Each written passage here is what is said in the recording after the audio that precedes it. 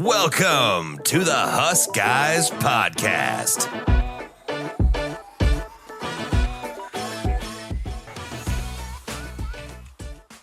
Folks, Ooh, buddy. we are live. What just happened? And we just beat Cincinnati in an absolute no-doubter blowout. We knew it was going to happen from the start. From the start all the way to the finish, I never once sweated at all. God. Were you nervous at all the entire game? I You were am- nervous? I was a basket case. What were you nervous about? We had that Nobody thing in the could be around bag. me. I was unsafe. I was slapping myself in the face. I don't even We're there undefeated. was no way we were winning that game. We're undefeated. Easy. I can't even. I have so many thoughts. All right, let me just start with what just happened to me. First of all, my heart beating completely out of my chest. I turned my head so fast toward the screen that I hurt my neck a little bit. But here's what happened right before the interception. This is not a joke. ESPN app glitched, shut down, completely gone. So I turn it back on, and Rule's hands are in the air, and I start running around the house with my hands up, but I can't make noise because Wait, the app? kids. Why are you on the app? Because the kids are sleeping. Because I have a Roku. Because I don't know. Because I'm that guy. And it shuts down. And I'm like, no. And I turn it back on. The Rule's hands are up. And I'm like, we did it. What did we do? What happened? No idea. I mean, I don't even know how am you beside myself. How does Cincy do that? How does Cincy throw a pass? They're in field goal range. Hartzog wanted to give it to him, and then he said, I'm taking it right back. I mean, what are you doing? What are they doing? Unbelievable. I mean, just Take a knee. A gift from the. Just Take a forward. knee. You're running the ball. It's unbelievable. I mean, just unbelievable. They have a great field goal kicker that can kick from 52 yards. They just got a gift from Hartzog, decided to hold him to a high eternity. Unbelievable. Do they realize we are the worst team statistically in the history of the creation of overtime? We haven't won an overtime team in 25 years. We went negative yards last year in overtime, and that was it.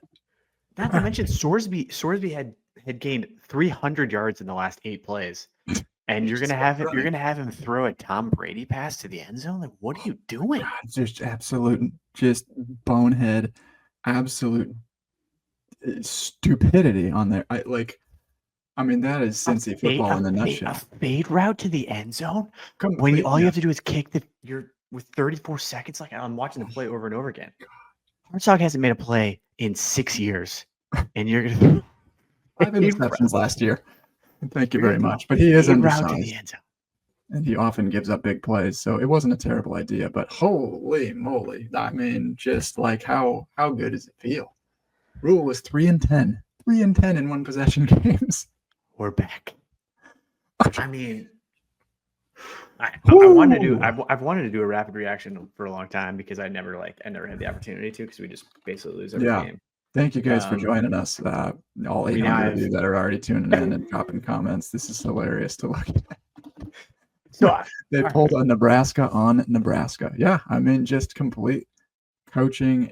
I mean, just complete stupidity. I mean, it was honestly like Nebraska coaching malpractice followed by Cincinnati coaching malpractice. It was just who wants to win this less. Like, what are they doing? I'm trying to find let's try to recap our emotions here. I mean, coming out of the gate, right? Cincinnati running the ball on us, which was like the thing that I like in our preview. I was like, this is what I'm concerned about. They gashed us. They went for 60-something yards, but they had less than 20 yards passing in those first 2 possessions. Got 3 points out of it, and then second quarter was all Huskers. Like, how good were you feeling at halftime? Well, it's a tale of two halves. Like, I feel like that was a not good half. But yeah, I mean, the second quarter was great, right? Like, since he went punt, fumble, we were dominating, but not dominating. And then touchdown. We were basically dominating the game, but Yeah. not dominating. It was the weirdest. Like, It was crazy. I'm looking at these numbers. Like, Yeah. we won the time of possession game by like 80%. We had 100 plus more yards in the first half. Defense was unbelievable. Offense was in control. We're up by 10. Great. Wasn't it? And coming into the half, you score that extra touchdown. Yeah. Plus, you come into the half, you score Complimentary football. Like three Shavers was a huge hit.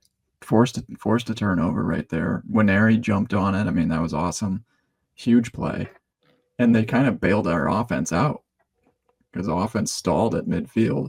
We get the huge turnover, score a touchdown, up by 10 going into half, feeling pretty good. And then third quarter was just much more like the first quarter, I guess. But I mean, the overall in the first half, like I was impressed that we made adjustments. We shut them down in the second quarter. We did not allow like a single pass completion. I mean, that was all fantastic to see. Cunahan in the first half, 2 field goals, like bombs. Yeah, 52-yarder. Like I didn't even think that was allowed on campus. That was huge. 2 field goals, 13 points, feeling good. How do you come out in the second half and only put up a 7-burger? Is that what it was? I'm like, yeah. This is one of those games. 13, after the third, and ended 2017. After the third play, I texted my friends and was like, I'm gonna need to rewatch this game because I'm not absorbing any of this. Like it was just all like emotion. Like I don't know what's happening. I don't know what's going on. Like I can't. Like I thought that it was the defense was weird. Like we had linebackers jumping all over the place and blitzing at weird times. Right. The offense was weird. Like Dylan Raiola did not throw the ball longer than we did not have one single play of 20 plus yards the entire game. That's actually kind of nuts. Yeah. I was like watching in real time. 43 completions. I'm trying to scroll through the timeline, being like, "What the freaking heck is going on with this offense?" Like, we have a 5-star quarterback that can throw the ball 78 yards in the air from his back foot, and he is throwing 5-yard checkdowns over and over and over and over and over again. And like, it's impossible to tell in real time, like unless you watch the All-22, like what is going on. Yeah. That's what I mean. That's what was going on. I think that Cincinnati recognized that they had such a horrible pass defense last year. They're just like, keep it all in front of us. I mean, we at one point, I think the first half, we were 6 of 10 on third downs. I mean, they were just letting us have it. But that's why I just like, you got to put more points on the board. They're letting you just march down the field, first down after first down. Raiola is looking like an absolute surgeon. And then we just, like, inside of that 40-yard line, it happened at least twice in the first half and several times in the second half. We just pissed down our legs. I don't understand what happened. All right, so I'm absorbing this in real time. Raiola finishes 33 of 42. 33 of 42 is insane. For 243 yards. That's not enough yards per completion and 2 touchdowns. So, I mean, crazy. 33 completions what is 33 divided by 42? That's less than 79%. He completed 80% of his passes. I mean, he completed 80% of his passes, 6 yards per play, 243 yards. But and Emma Johnson also at 25 carries, 108 yards. So you've got 2 guys who are balling, but like it was the weirdest. Like they were balling but not balling. Yeah. Like were we awesome or not awesome? It just didn't feel like it because, like when you look back now, if we look at all these stats and numbers, we're gonna be like, God, are you kidding? Like, Hunter had 5 catches. Like I don't even remember all of them in real time. And then Emmett had a bunch of catches and stuff. Like too many checkdowns. He wants, like, I know that Dana wants to get him into a rhythm. I know that, like, this is his bread and butter. It's like, take what they're giving to you. And he did an awesome job of that. Like, there is no doubt that he did a very good job of taking what the defense wanted to allow us to have, which was those dink and dunk passes. And that can be frustrating on a defense and tire them out and everything.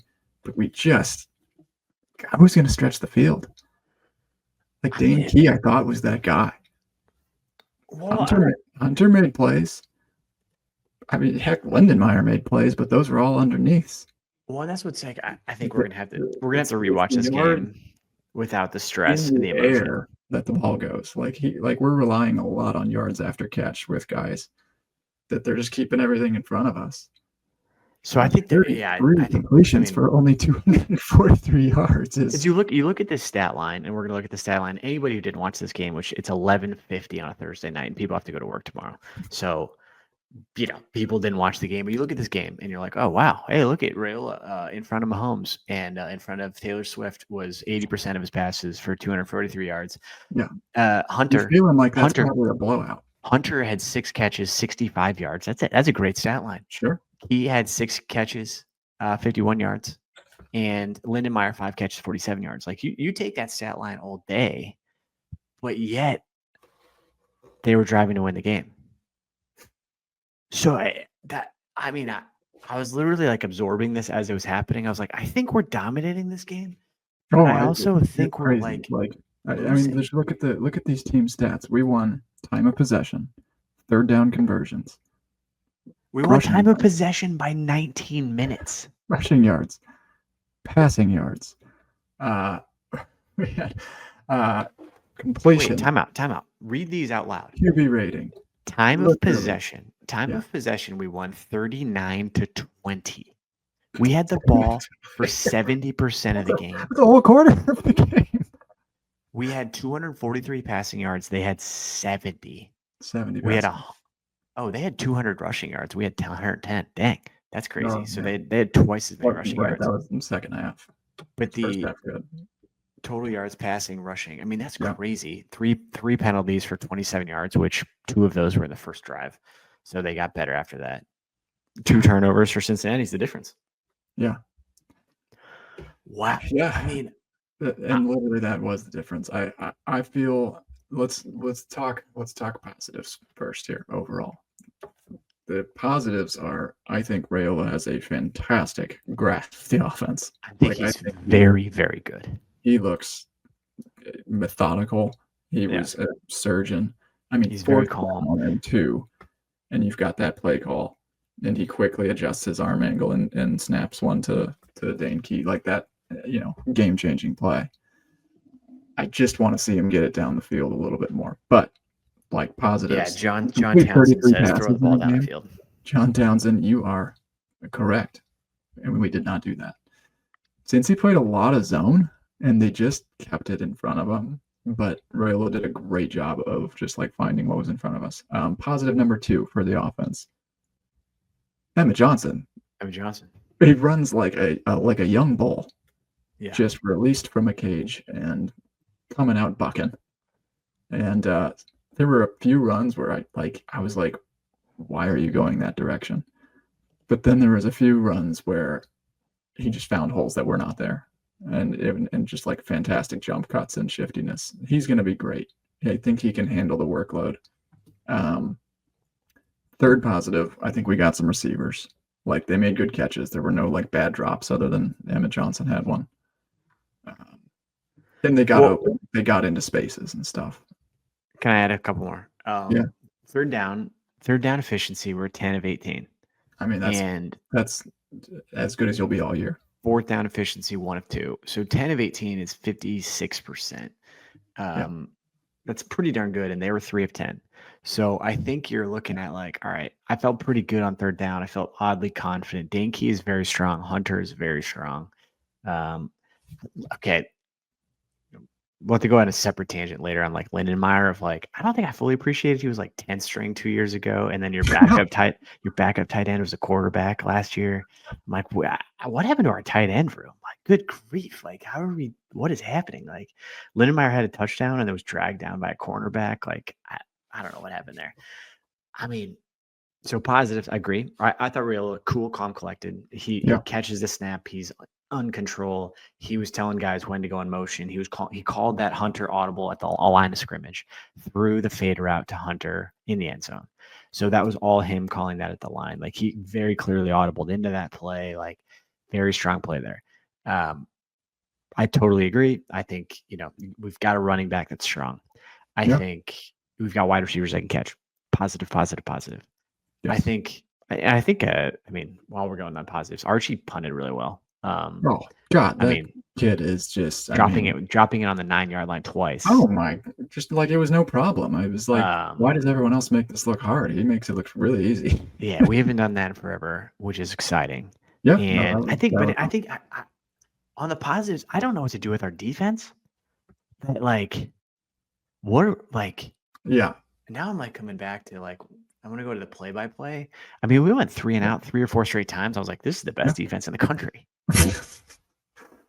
I mean, in that middle part of the game, first quarter, they go punt, field goal, punt, fumble, end of half. So their first half drives were punt, field goal, punt, fumble. And all of those, I was like, man, we might have a defense. Like, this is exciting. This is like Cincinnati's not going to score the entire game. I thought Nwaneri looked great. I thought Singleton will look great. Yeah. But then that second half was like, it was literally like I would go to the bathroom and I would come back and be like, they scored again? That was completely unacceptable. Like my bathroom's like 3 inches from my television. I would come back and be like, and you're a little slow, a little slew of foot, but not that bad. I mean, like we're not. It's not that. Scored in 90 seconds. It's a solid 20 steps.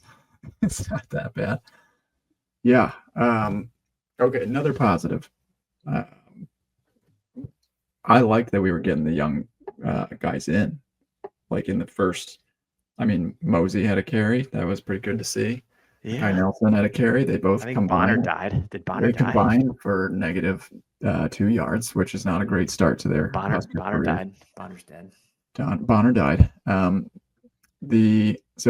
I'm going to chalk that up as a positive. Dawson Merritt, there was a sighting there. McGahee didn't look great. He got kind of beat to the edge. But, young dude, Vincent Shavers, we've been hearing about him, had a huge hit. Turned the game on its head. Cortez Mills had a catch. Quinn Clark had a catch. Bonner had a catch. Singleton had seven tackles. Buford had 5. Marshall had 5. And Nwaneri had 6. Shaven Wright had 5. That's a good group. Yeah. And Nwaneri actually had 6 too. Like he was chasing people down and a half tackle for loss. So I mean, it's a mobile quarterback. Maybe we weren't trying to get sacks, but like, were we even close? That's going to be concerning all year. I think Nwaneri's going to. I honestly, I've been saying it all off season. Like that is a dude that if he develops right, you saw some flashes tonight. Like he is fast. He is 6'7" for God's sake. He is like, if he can find that level of grit that you need to just be an absolute savage attacking the quarterbacks, he's going to be fantastic. Difference maker. Absolutely huge. Keona Davis went down. That was not good, but I think it was just a cramp. He was doing okay stopping the run and stuff there. But the concern all offseason was the D-line. And what did we learn tonight? D-line is going to let some gashes. They're going to, I mean, that's all Cincy did. Look, I think we have to just with scrambles. This is why you do a rapid reaction. Is like this is purely emotion, and like I'll wake up tomorrow and rewatch this game and think a lot differently. But I was like, a lot of those gashing runs. I mean, my brain was going to like, are we going to stop Michigan ever? What are we doing? This is the 10th best team in the Big 12. That really likes to run the ball. This is the 10th best team in the Big 12, and we are getting gashed. Yeah. They had five brand new. It's not good. Yeah. 5 brand new offensive linemen, 5 brand new wide receivers, 2 brand new running backs, and we were getting gashed. I was like, what happens when Michigan comes to town and they have 5 fifth-year seniors starting at offensive line? Like, are we completely screwed? I think they're licking their chops just at the fact that, like, okay, we know we can run on this team, and then they'll just let Underwood do his thing. But we got a couple weeks until then. The D-line needs work. I think that I'm feeling like we might be a little undersized. I thought we looked small. I think that's like Judy, this is my My number one concern coming into this game was because we built up the hype so freaking high, and I was so high on this team that I was like that first snap, and I literally saw it after the first snap. I was like, oh God, where's Ty Robinson? Like, where's Nash? I was like, Nash, these guys are tiny. There was no problem. Like we stopped the run all year last year. Well, because Nwaneri is like, he's fast. He's like a Randy Gregory, but we don't have that. Like, I mean, the dude that they had in the center, who is that guy that they're obsessed with, Dante? Like, we don't have that at all. But we actually did pretty good, getting it away from him. Like, I thought we handled him. No, I'm saying we don't have that on. Yeah, we need right. Yeah, you need. We don't have that on our nose tackle. Just park your Mack truck right in the middle of the driveway there. Like we've got a lot of like great, very confident defensive backs. Yes, which is great if you're in the Big 12. Yeah, no fly zone, baby. It is. I mean, they threw how many yards passing do they have? 69. 69. Nice. 13 for 25. He had 69. I mean, that's great. Like, terrible. If we were in the Big 12, we would win the Big 12. Unfortunately. That's a good point, actually. We are in the Big 10. Congrats to us on winning the Big 12. Fortunately, we're in the Big 10. So, all right. Can we talk about, let's talk about, this is therapy for me. So we got to let's work through some stuff. This is kind of like Big Red Rover Reaction, one of my favorite shows ever. We got 2,000 people listening to us right now. Midnight on Thursday. We got work tomorrow. I don't know what's going on. We got 2,000 people here. Send in your comments. Hit us with it. Okay. Scott Aguglia says, Scott's not feeling us right now. Did we just play EA Sports, or do you want to address real football? I want to address real football, Scott. Real football, Scott. We literally just watched us win a freaking game, Scott. Are you not listening to us talk? Scott, first and one on the goal line. This play is going to break me. So Pritchett jumps off sides. Yeah. And what's going to be killer about this is, so Pritchett's the Alabama transfer that we gave allegedly $1 million+ to come to Nebraska, and he's like a third string left tackle. And what did we hear from Rule? Literally yesterday and the day before and the day before. The reason that this $1 million left tackle is not starting is because he jumps off sides in practice. And what does he do? First and goal on the 1 yard line, he jumps off sides. I mean, do you want to talk about throwing the couch through the television, first and goal on the 1 yard line? I can't even breathe. I'm like, what is he doing on the field? He wasn't even close to offside. He actually, he was through the end zone. He was so offside. He completely belly flopped. He went down on his belly. He was up in the stands. That's how offsides he was. He was gone. Yeah, he was ready to jump, baby.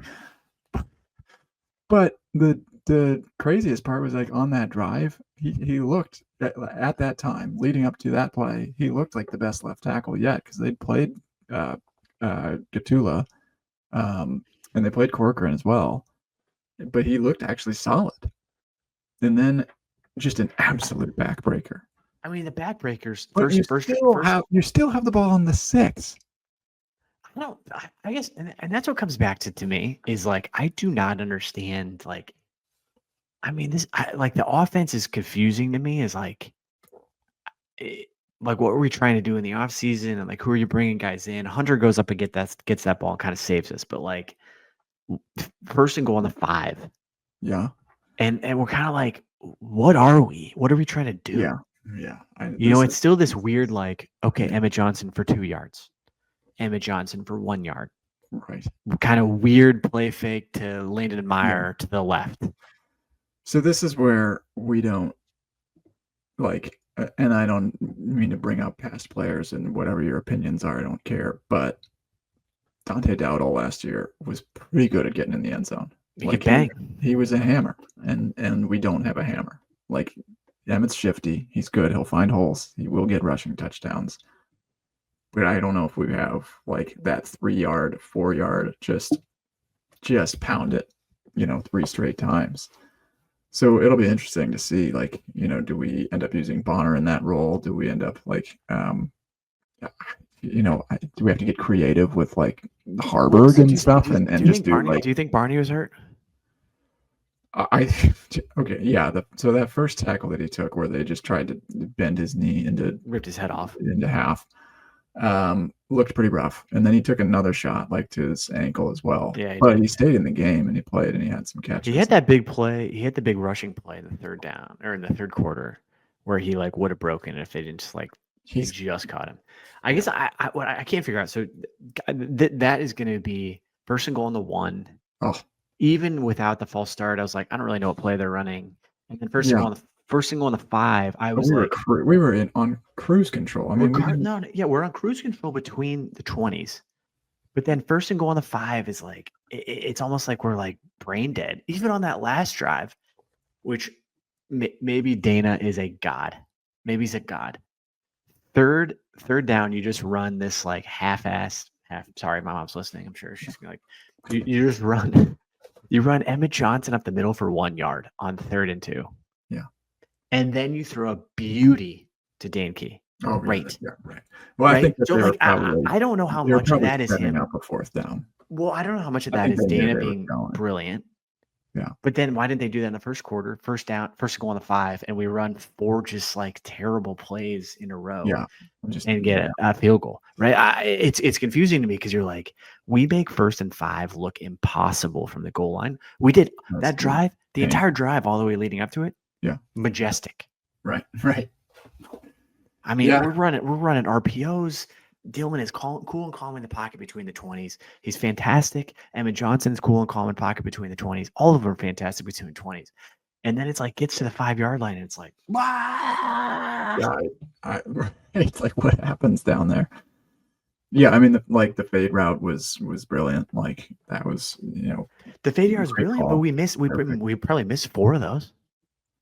Yeah, I mean, that's like a 25%, which fine. You get a touchdown on one of them, but he overthrew on that. I think that there are teams that get down there and they have a hammer, and when they have a hammer, you just know we're running the ball 3 straight times, and we're gonna get 5 yards. Like, I guess why didn't we like get one then in the offseason? Passing from the entire dynamic of trying to pass from the 4-yard line is. Like your routes have to be very horizontal. Like there's no vertical space at all. Everything is really compressed, and so like you have to pass sometimes down there for sure. But it's unless you have that like isolated man coverage, and we do have guys that are like going to be able to beat their man like Hunter did tonight. I think we're just gonna have to get kind of creative all year, or you just commit to pounding it with Emmett. This comment from B. Hayes, when you don't have that hammer, you have to spread the defense out and give EJ the space to cut. Plus, you have the run route option to call. I agree with that. Like when they line up and it's like 2 tight ends, like from the 5-yard line, and you're just going to run Emmett up the middle. I'm like, this has no chance. This has no chance. It's not going anywhere. But when they come out 3-4 wide, they spread everything out. They got things going on, and they're in shotgun. I have a lot more confidence in Emmett to like find a seam, find the offense to to roll out, the lineman to pull. Sure. But like when you just run them up the middle, I'm like, what are we doing? Like, if this doesn't work against Cincinnati, it is not working against Michigan. It's not working against Michigan State. It's not working against definitely not working against Penn State. Definitely not working against Iowa. Which, whatever, we've got 6 weeks to figure that out. Yeah, no, I love that we made it out alive. We're 1-0, baby. But we now know like the things that we were fearing, which was probably the number one thing on offense was going to be running back depth, right? That is kind of confirmed. Emmett Johnson had 25 carries for 108 yards. The next highest rushing total was Harburg with 4 yards. So, okay, we don't have running back depth. Got it. The second biggest concern was our D-line, and are they undersized? I don't think they did too much to like put that fire out. The second quarter was great.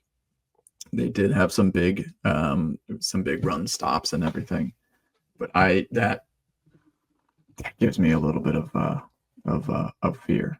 And here's a random fun fact: Howie Walker, Wisconsin's running back from last year, had like many yards. He had 14 rushes last year for 54 yards, I want to say, with Wisconsin. He had 7 carries this year for 53 yards. Yeah. So he doubled his rushing average against Nebraska. But that's going to be probably the biggest point of emphasis. The second one is going to be like, who's going to get to the quarterback? I think it's got to be Winery. I think it's got to be Keona Davis. I think we got to send our linebackers and get more aggressive and stuff with blitzes, but we just did not get home on Sorsby. And when we tried to, it ended up in complete disaster, like nobody spying on the quarterback at all. And when he took off with that 29-yard run, I was like, I thought that the secondary and the linebackers were just, I thought they just left the field. There was like nobody in sight. Disaster. It was, I mean, and just at such a critical time. So, but those are it. Like we talked about it in the offseason. We talked about like in our preseason preview, we said like, how do we replace Ty and Nash? And here we are saying, how do we replace Ty and Nash? Because we got some gashes up the middle. I mean, they passed for 69 yards on 25 attempts, but they had 202 yards rushing, and they kept it to a 3-point game. Like okay. Let's shift gears for a sec. Can we talk about how much fun Kansas City is going to be tonight? I'm so freaking jealous. Can you even imagine that 66,000 Nebraska fans after a win, after a 1-point win, or a 3-point win, a 1-score win, that Hartzog finally puts the team on his shoulders and puts the team on his shoulders and wins the game? Like, I mean, what is the Power and Light District like tonight? See you later. Do you even imagine? It's game 66,000 Nebraska fans. Nobody can drive home tonight. Yeah, no one can drive home. I mean, clearly no one can midnight. drive home. It's 12:10. No, they're ready. You can't get out of the stadium. You're either in the stadium. You're either in the stadium or you're going straight to. I mean, where are you going? You got to go Power and Light. I can't wait to see the aftermath in like those tailgating lots and stuff. I mean, like, and you gotta you almost got to treat it like a bowl game win. And I mean, you just this like felt like an exorcism. Like it was like just so many demons left at the end. I mean, Hartzog, for God's sake, has a completely crippling penalty, followed by what might be the best play of the season. Like, I mean, it's saving play. I would say that the encouraging side of it is that so Hartzog goes from crippling, backbreaking, game-losing play to game-winning play. There's another one before it. Emmett Johnson dropped a wide-open like screen pass. Remember that one? Oh, the little slip out that he did. Slip out, caught it. Like, I mean, he catches everything, he drops it, and then the next play he runs for 12 yards. Yes. Like the team has like some resilience to him. Yeah, some moxie. They got some moxie, they got some resilience, they got some like gusto that maybe teams in the past didn't have. So there's like a little bit of that, but like, God, it's so freaking insane. We have not had somebody make a play when we needed to with the game on the line in 10 years. I mean, that was seriously. I'm literally the only one that 3-10 in 1-score games. I think. I don't remember this one exactly, but I believe we were 10-25 in our last 35 one-possession games. But even so, no one has made like a great play to win a game. Like the last one I can think of was, remember the Penn State, Will Levis was the Penn State quarterback that he like led a game-tying drive, and we ended up sacking him and like having a couple big plays at the end of the game. That was probably 2020 ago, Dave. That was 2021. That's literally the first one that pops in my head because all the other one-score games we won are just like, they weren't that dramatic. Right. Like like Lane McCallum kicking a walk-off against Northwestern or something. That was also 8 years ago. Like we literally can rattle these off because they're few and absolutely. I mean, but like a senior leader coming up big in a big time game and making a big time play, fresh off a diabolically bad pass interference. I mean, you just wanted to snap his neck, and then he saved the season. Literally saved the season. Well, at least whether or not he saved the season, he at least saved us until like he got us to October. Yeah. We're alive. It doesn't matter how you get them. Just stacking wins, baby. We're definitely. I mean, if he does not intercept that ball, we're talking season over August 29th. We don't even get to September. And now we're at least 3-1 heading into October. I mean, we're having the conversation. We're 3-1 in October, and we still like even with that team, Yeah. I don't know. Maybe you sleep on it and you're like, look at it and you're like, I don't know. Maybe that team can beat Michigan State. I haven't seen. I mean, what happened in the Big Ten? Like, did Wisconsin Oh, win? yeah, not good things. The Big Ten did not come out swinging tonight. Did Frost lose that game? Minnesota relied on a 16-play final possession. 15 of their plays, 15 out of the 16 were rushes. It ate up like 9 minutes and 45 seconds of clock, and they beat Buffalo by 13. Classic Big Ten football. Classic. Wisconsin was up 3-0 on Miami of Ohio with a few minutes left in the third quarter, and then I believe they scored 2 touchdowns, so good for them. Might have lost their quarterback. I didn't follow up on that, but he had left the field at one point. Not great for Wisconsin. Not a good year incoming. Rutgers won by 3 over Ohio. Amazing. So I mean, so this is the stuff where you like grabs. This is the stuff where you just gotta I mean, you have to win these stupid games because we did. Otherwise, you end up on the other side of it. And then, what happens is, by Saturday, maybe we'll watch Michigan State and be like, oh, that team actually stinks. We'll watch Michigan and be like, they're not that good. And we'll watch Minnesota. Okay, they're not that good. Okay, great. You got to you got to go into survival mode for week 1, and we absolutely did. I think they'll believe we won. I literally I had visions of. I thought it was an overtime loss at an absolute minimum. And I just had so many just bad visions coming in. I have relentless optimism, but when these things keep happening over and over and over, and you're just we've only scored 7 points in the second half. We can't put points on the board. They're running all over us. They get the ball back after we, stall out again as we're, getting to the 40-yard line, end up punting. I'm sitting there and I'm like, I know exactly what's going to happen. I just knew exactly. And then it started happening. And it started happening again. And he ran for 8 yards so easily. And then they freaking ran for another 12 yards so easily.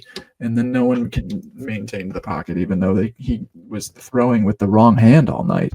Freaking Sorsby was literally am I left-handed? I might be left-handed. Such a disaster. Am I a lefty? I'm going to try my left. And see Sorsby, the Archie Wilson of quarterbacking, he just starts throwing with the other side. I mean, I'm out on my patio where I've had just maybe some of the worst vibes of all time. I've watched the Illinois meltdown. I've watched the Minnesota meltdown. I'm like, do I need to I'm on my backside? Do I need to go? Do I need to leave the patio? Do I need to move around? Here it goes. Here it goes again. I'm on my backside again. Illinois. Here it comes again. Northwestern Ireland. Here comes the onside kick. Are we going to screw this thing up again? Oh my God. I cannot freaking believe this. But they even 4th and 7. We had them 4th and 7. 4th and 7. And he inexplicably calls a timeout. Of the game. He inexplicably calls a timeout. They're rattled. They don't know what's going on. Cincinnati has no timeouts. There's complete mayhem on the field. It's when you're playing PlayStation and the controller starts freaking the hell out. That's literally what's happening in the game. Rules what? Timeout. Yeah, time. Yeah.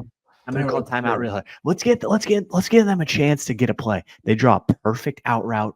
4th and 8, perfect play. If you just let that thing play out, that's where I mean, again, I'm gonna rewatch the game and Holgorsen outcoached me. I'm sitting here on Twitter with my Twitter fingers being you're an idiot. I can't believe you just called Evan Johnson up the middle and then he throws perfect pass at Dinky. So maybe I'm wrong. Maybe I'm an idiot.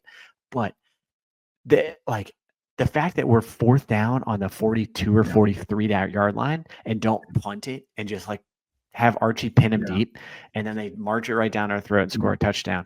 That to me is coaching malpractice. You call a timeout in that last 4th and 7 when 66,000 people are screaming at Sorsby, who doesn't have a completion the entire game, and you let them run the perfect play, followed by the perfect pass interference play, followed by the game, they would have won the freaking game. So I'm sitting here oh my God, Rule's got the same meltdown tendency that Frost has. Yeah, he starts licking his lips a lot. Dude, he just he spazzes out. He adjusts his headset 14 times. Let this thing play out. Let it play out. Focus, bud. Focus, Well, pal. it's like I get it. 13. It was 13-3. You punt that thing. You punt that thing down to the 3-yard line. The defense comes out. It goes 3 and out, and you like the game is over. And instead, you give them the ball on the 48-yard line on a weird fourth down play. Like there were just so many plays there that you're like, what was going on? That play. I mean, like, of course, like in hindsight, if we convert that, like, that's a game-changing conversion there too. Obviously, but like the play call is weird. It was like what's the play call? The play call is like a check down. There, like if I would say, Raiola didn't have many just like bad passes, but that one was questionable. Shouldn't have been thrown, but he missed like Dane Key. It should have been a pretty easy conversion, and I think that's probably a play call back. But also, it's like, okay, it was there. Yeah, I mean, it's the same as like 80% of the plays last year with Satterfield were there. Like if you watch like half of his play calls, you're like, oh yeah, that guy was open, but like there's something missing there. And that to me is like there's so many different plays throughout that game where I'm like, that was massive. Like fourth down, you give them the ball in the 48, you give them the one back. Like it's 13-3. The game was over. Like they had no momentum, they have no offense. Like you pin them back deep. Like that one stuck out to me. The first and goal on the one, that one stuck out to me. The 4th and 7 timeout stuck out to me. Like there were just a bunch of play calls like throughout that I'm like, Jesus, like what are we doing? It was not a perfectly coached game. There's no doubt about that. I think it was well coached enough. Biggest positives are probably going to be that like Raiola does look like he's got a good enough grasp of the offense that we're going to be able to run anything.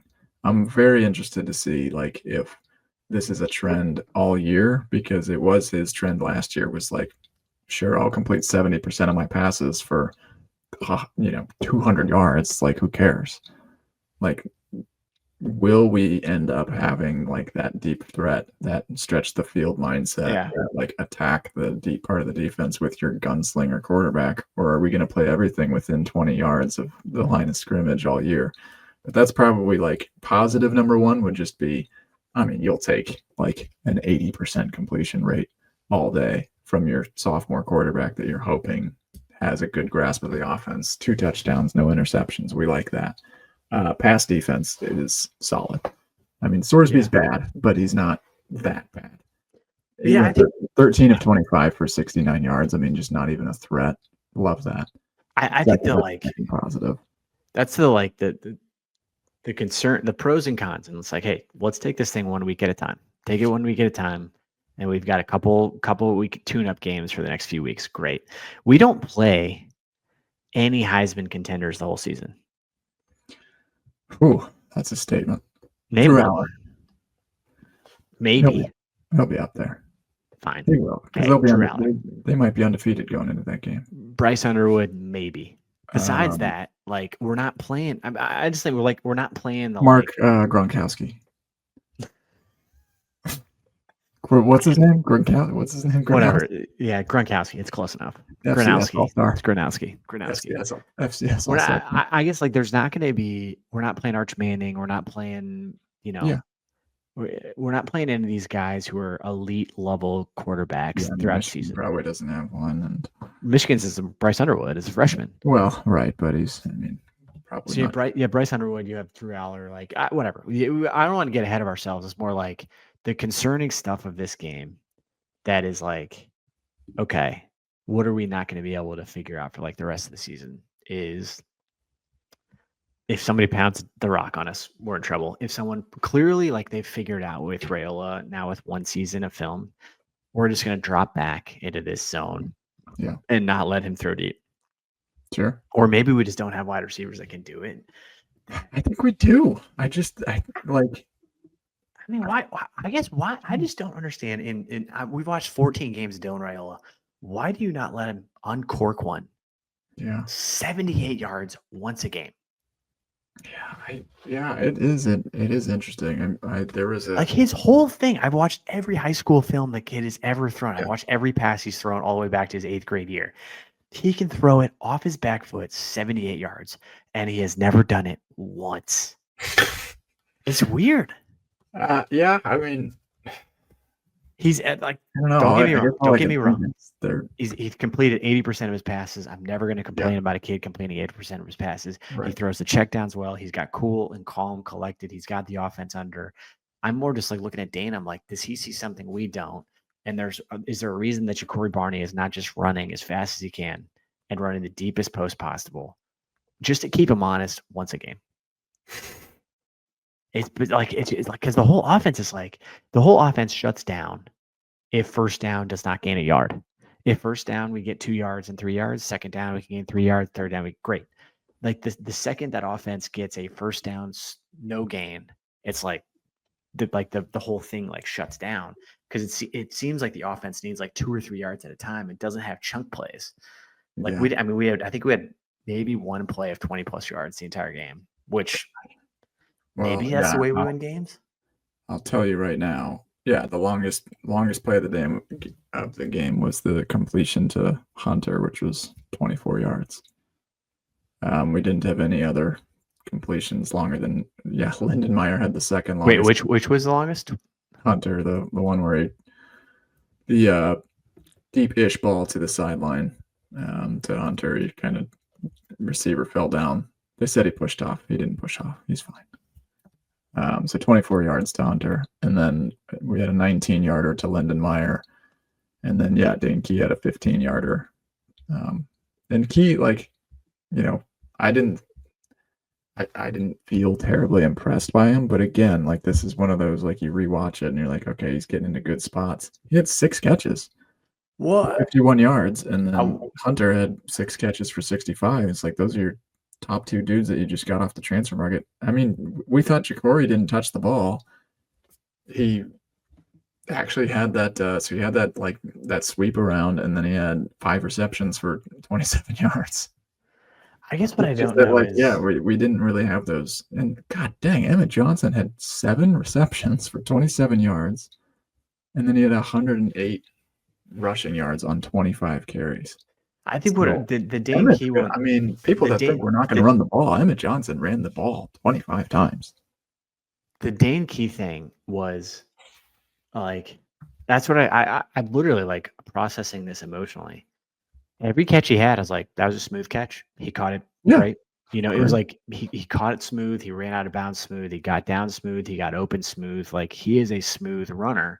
What we're not seeing is like the Trey Palmer 70-yard touchdown, right? Sure. And so you're getting Hunter can go up and get it clearly at 6 catches, like and Key, like every time he's open, he catches it. Sure. But I think what we didn't see, and I think that's why it's like my brain is spinning like a million miles an hour right now, is like if we need 20, we can't get it. Or like if we need a big play, who's going to do it? Emmett Johnson's going to grind through 100 a game for the whole season. Maybe he runs for 1,000, just purely grinding it through. But like, are we going to have is this the offense of never gaining 20 plus yards at a time? Yeah. And the other thing is like, so last year we kind of just thought it was like our receivers maybe not getting like the separation that was needed and stuff because Rayola kind of stopped throwing the deep ball and stuff too much as well. But you get a completely new receiving core, plus you have Ja'Cory Barney coming back, and who's an absolute animal with 4.3 speed. You've got 3 dudes that can take the top off. Why is our average, completion 5 yards? Yeah, that's literally 5.8 yards. Like that's just not pushing it. And so I'm interested to see like if that was more of just a strategy, like, hey, listen, since he was playing 15 yards back, like you just take the easy yards. The other, all right, that's the case. I'm kind of scrolling through some stuff. The most ridiculous sequence occurred at the end of the second half. Okay. In the first half, second quarter. Yeah. So we stopped them short of the first down on third down. Do you remember this play? Stopped him short on third. So Cincinnati's got the ball. Yeah. Third and short. Yeah. We stop them short of the third down, and the ref's just like he just starts waving him. Oh my God. He just like literally just walks up to the ball and he's like, yeah, no, you're good. You're good. He Come felt on. he Come on, f- Drew. Come he on. couldn't have been more confident in his spot, and he was standing like you're looking at the chain guys. The chain guys are like, "Was this guy drunk? He's I mean, walking the in a yellow, crooked line." he's not even close He to the just yellow starts line. waving him. He's like, "Yep, keep her moving, no problem." And then he's standing short of the chains. Not even close to the yellow line. The yellow line is on the screen. And he's Literally, not like he would have he's to not like even covering it up. if he fell over, he wouldn't touch the yellow line. That's how far away from the yellow He's line just he is. like, "Yep, keep her And not to moving." mention, okay, there's multiple things that are part of this. One, he wasn't even close. He The wasn't. announcers, who, by the way, like quick aside, I don't like to complain about announcers, but like this was a premier ESPN game, the #1 show in town with Yeah. Travis Kelce in the house, Taylor Swift in the house, Yeah, all the and stars. Patrick Mahomes in the house. Sure. And like we have a total clown show announcers. Like, how do you not have like an A-list guy on there? Trot your stars out. These announcers are like, yeah, nah, it's first down. That should be good. Yeah, it should be good. The play after that Was the worst. Was even worse. The refs were then comatose. What was going on? Cincinnati catches the ball, takes 4 steps, looks up the field. He's like, I'm gonna run left. I'm running right. I'm running left. I'm running right. You know what? I'm gonna stop, pivot, Yeah. turns his left, and then he gets tackled and fumbles. Yeah. And they're like, I don't think he caught it. Yeah, I don't think he caught it. Like, are we watching the same game? Are you out of your mind? That was shocking. Like literally, the ref was comatose for 2 plays, and both of them were like completely egregious. And thank God they reversed that. The call on the field was incomplete. Two plays later is the Hunter touchdown. Thank the high heavens. Also almost ruled incomplete. I mean, like one of the most insane three-play sequences of all time of like, what are you guys doing? That was bananas. It started with that poor spot, and then they just were like, were they just like trying to end the half? Like they're just like, I don't know, whatever. Bring it through. I'm sure he was passed. Literally, if the ref just like turned around, he would have been like, oh yeah, I am extraordinarily short. Oh my God. But and then they didn't review it at all, because I think it actually might have like changed the game in actually a worse direction, because that wouldn't have been a conversion for them, and then they might have punted. But instead they got a first down, and then the next play was the fumble for us. So I don't know. Ball don't lie. It ended up working out in our favor, I guess, a little bit there. I mean, yeah, I was like, I didn't even have the time to get the tweets up. I'm like, there was probably 8 different things I was screaming at the top of my lungs to the television at. That was one of them. Bad spot, followed by ridiculous play call, followed by the fact that he caught the ball in the end zone and scored, followed by like, yeah, those are all of them. I think the first and goal from the end zone, false start. I'm like throwing my television off the TV, like I get it, like ripping it off the side. I mean, I was screaming about like calling timeouts. Like I would say the time when when my sphincter was most clenched was those last, right when we got sacked, an extremely inopportune sack at the end of the 4th quarter. Like the first half had its own frustrations, but we looked pretty good in the second quarter. I felt great going into the second half. The third quarter, it was okay, but we held our own. The 4th quarter and the end of it, we were cruising, and then just everything seemed to come off the skids, and I was very tightly clenched for the last 5 minutes of that game until the ESPN app glitched and shut down, and I restarted it and found out that we won. Like, that was the greatest glitch ever. I honestly kind of needed the breather, because I thought that we were going to go die in overtime again. But a win is a win, man. I think 1-0 is like, I just had so many nightmare scenarios going through my head. Well, I mean, just so it's many. like there's so many nightmare scenarios, but there's also like like all the playoffs. It was literally like the laws of math and analytics had to like I mean, we've lost 19 straight of those. It's like at some point, you're rattling off Illinois and Minnesota and Northwestern. It's like the Minnesota toe drag game from 2 years ago, and like the Northwestern onside kick game from 3 years ago, and the like Illinois game from 4 years. I mean, it's like you're rattling off these games. I'm like, oh my God, here it comes. Cincinnati on the win. They effortlessly drive down. They get the interception or they get the penalty. Like, I was literally thinking of like how am I going to explain this to someone that didn't watch the game? Like, what could you possibly? I'm going down such dark. I'm like, literally like, I'm not taking my kids to school tomorrow. Spiral. I'm just gonna like, I'm not taking my kids to school. I'm definitely not coaching their games on Saturday. Like, I can't show my face in public. Like that. At least all those things get delayed by at least 3 weeks. Good point from Kool-Aid Jewel Pod here. I like that name. Thank you. I actually think this is a good point. Cincinnati, he says, I also think Cincinnati is going to be sneaky good in the Big 12. I stated this. I hope they are. And I actually think that that's a fair point. Like, based on this performance that I saw tonight, hopefully we just made them look bad. I think Sorsby can get it done on the ground, not through the air. I think that they're a bowl eligible team, though. Like at the end of their over under is like 5.5. I think they hit the over based on what I was seeing. Like it was a sort of salty defense, a stud on the D line. Sorsby can make some plays. They've got 2 solid running backs. I don't know. I think they'll win some games.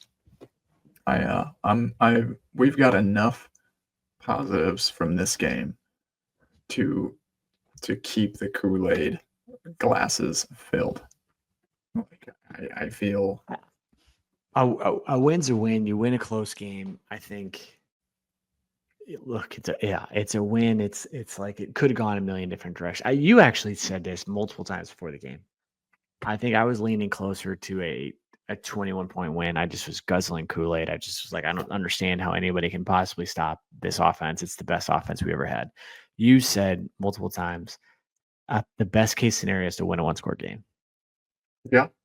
To build resilience. To be clear, I said those words in the moment where we were doing it. It sucked. And but like I think think about it right now, and I'm like I'm scrolling through. I was not having fun, but I'm scrolling through. Absolutely true. Like, how great is this for the team? Like, how good is this for? What I'm saying is I'm scrolling through that. I'm scrolling through the feed right now. Just and Dana, and like you learn from this and you grow and you say Hartzog's on stage right now talking about making a game winning interception, and now Emmett Johnson is taking the microphone right now talking about the game that he just had. Like they just won what's essentially a bowl game for and we've won 2 of the last 3 games now, and now it's 2 straight 1-score games. They're learning how to win. They're learning how to win in like close games. Like even so, it's like we didn't have a turnover. No turnovers. Love that. Didn't miss any field goals. Didn't miss any field goals. We had the ball with 8 minutes to go, and I was kind of like, man, we could like kind of take the air out of the ball, which we did. Like that last drive probably went from 8 minutes down to 2, maybe. Yeah. I think we started around 7.5, got down to 2, and then we also, we had 2 absolute back-breaking penalties, but. Actually, 3 back-breaking penalties, but that's about all I can think of off the top of my head. There was the Lutovsky first drive. We were, I don't know, it's first drive of the game, and you get a personal foul. We had 3 total penalties. They were all the worst timing. There were 3 of the worst penalties of all time. I guess like first drive, whatever, like it's fine in the end, but. Also, like, gosh, you just immediately give Cincinnati the ball back because you end up with a 15-yard personal foul in your own half of the field and give Cincy the ball on like the 45. Not good. The first and 1 yard line, jumping off sides, not great. And then Hartzog at the very end of the game, just to tease them a little bit and set up the pick. God, what an ending. Well, I think as we sleep on it, and if we stop, if we get off this, but that's only 3 penalties. It's just the biggest issue of this is like the expectation and the hype going in was that like we're going to win by 28 and we're going to run away. And I think the fact that you're like, that didn't happen. Cincinnati was better than we thought. We didn't play as well as we thought. But then as you like dig into it, and if you do see this last drive that we had, we had a 10-play, 36-yard drive that took 5 minutes off the clock. We had the ball with 7 minutes to go. We ran it all the way down to, what was it? We ran it all the way down to 210 before giving it back to him. It would have been great to get one more drive, but like that type of stuff was like, that was the Frost gold mine of like, that's an interception waiting to happen. That's a Adrian Martinez fumble to Michigan. That's a special teams, kick return, punt return touchdown to Michigan State. So none of those things happened. You give them the ball and they get the ball that he punts they get the ball at the 9-yard line with no timeouts. It's also how that drive ended, because you get down to, actually, I'm looking at it right now, 1st and 10 at the Cincy 42 with 2.5 minutes left. You got to be feeling, your win percentage there is getting higher by the second. You're at their 42. You basically, you could go 10 yards and end up in field goal range. That's fine, right? Lose 2 yards on terrible. Terrible.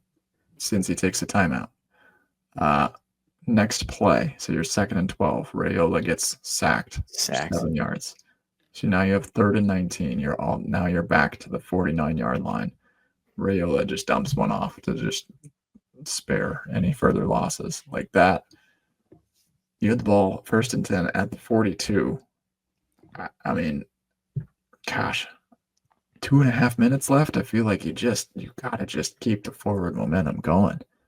Yeah, I know since he had timeouts and stuff, but like, I forced him to use them. I don't know. Like, we did though. That was like EJ, just milk it. And I'm trying to spin zone and just kick a field goal if you have to. But I'm trying to spin zone how bad we are. But we did drain them of timeouts. Sure.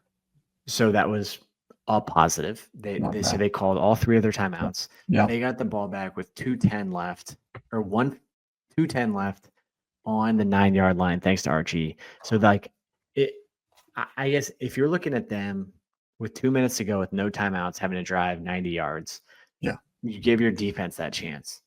They did it. Congratulations, they did. Pretty effortlessly.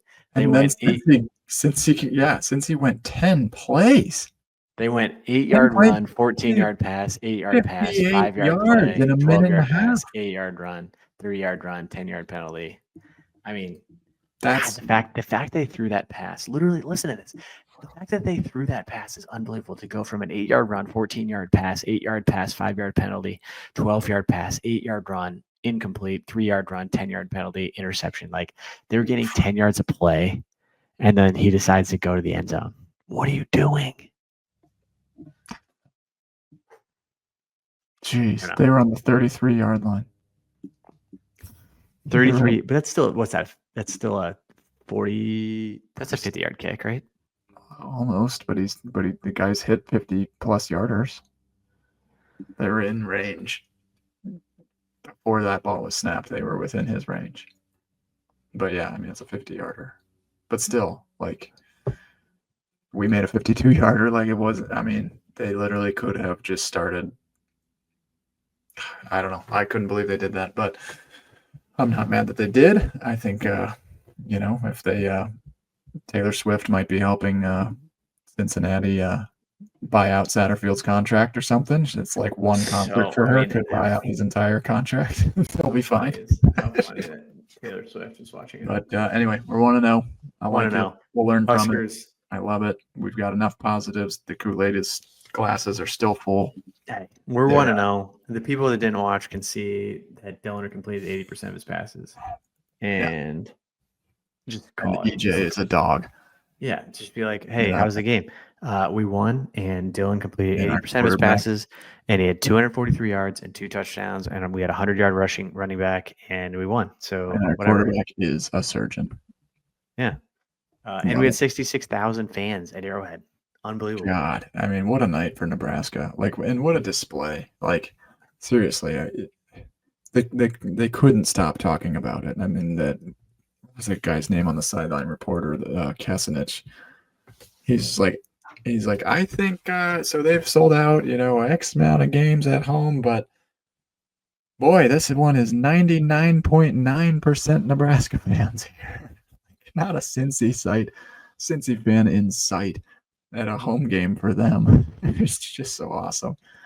What a great. I'm glad we, gutsy performance. We won it. We pulled it off. We never make it look easy, but it wouldn't be college football without it. We're back, baby. Go Huskers. 1-0. Let's move on, huh? Shout out to the 3,200 folks joining us on a post game. We've wanted to do this for a long time. I've just never had the courage and the emotional maturity to be able to talk about a Nebraska game after Nebraska game, and we lose most of the games anyways. That's a Huskers win. Go Big Red. Thanks for listening. Shout out to 3,200. Go Huskers. Thanks for joining.